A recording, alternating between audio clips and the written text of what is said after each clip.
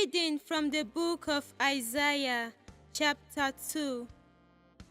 The word which Isaiah the son of Amos saw concerning Judah and Jerusalem. It shall come to pass in the latter days that the mountain of the house of the Lord shall be established as the highest of the mountains, and shall be raised above the hills, and all the nations shall flow to it, and many peoples shall come and say, Come, let us go up to the mountain of the Lord, to the house of the God of Jacob, that he may teach us his ways, and that we may walk in his paths. For out of Zion shall go forth the law, and the word of the Lord from Jerusalem. He shall judge between the nations, and shall decide for many peoples. And they shall beat their swords into plowshares, and their spears into pruning hooks. Nation shall not lift up sword against nation, neither shall they learn war any more. O house of Jacob, come, let us walk in the light of the Lord. The word of the Lord.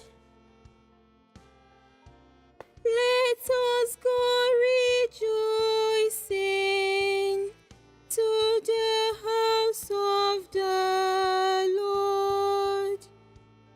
I rejoice when they say to me, Let us go to the house of the Lord.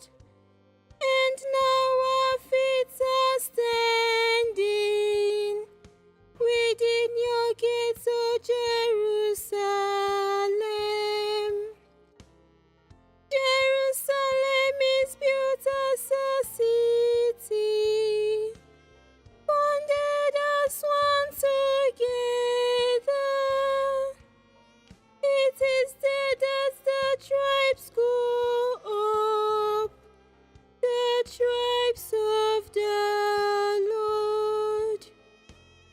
For Israel's witness it is to praise the name of the Lord.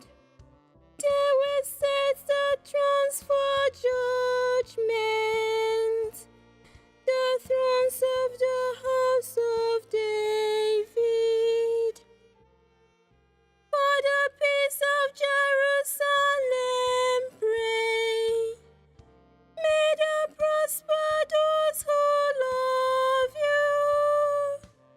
May peace abide in your walls, and security be in your towers. For the sake of my family and friends, let me say peace upon you.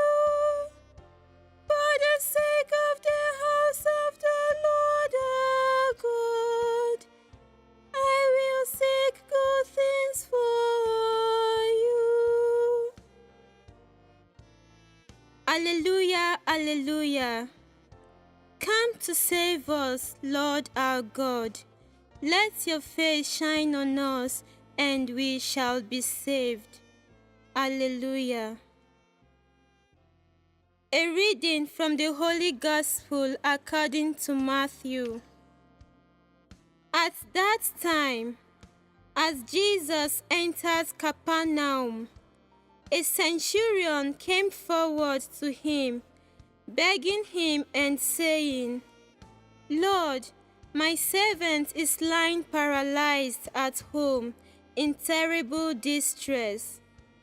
And he said to him, I will come and heal him.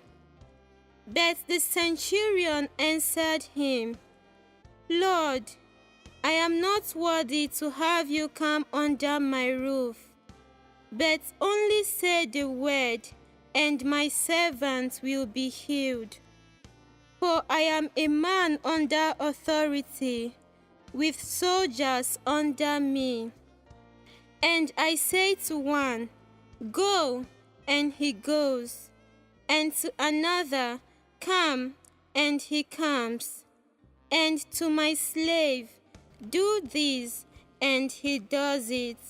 When Jesus heard him, he marveled and said to those who followed him, Truly I say to you, not even in Israel have I found such faith. I tell you, many will come from east and west and sit at table with Abraham, Isaac, and Jacob in the kingdom of heaven. Brothers and sisters, welcome to a moment of grace and mercy.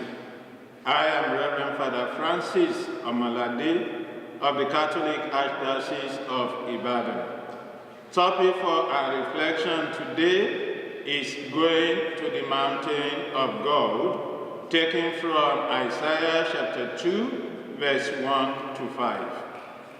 The invitation to come to God's mountain is inevitable for our world today, as it was for the Israelites then. The invitation is quite necessary in our journey of faith. Without such invitation coming from the Lord, it will be difficult for us to move towards God.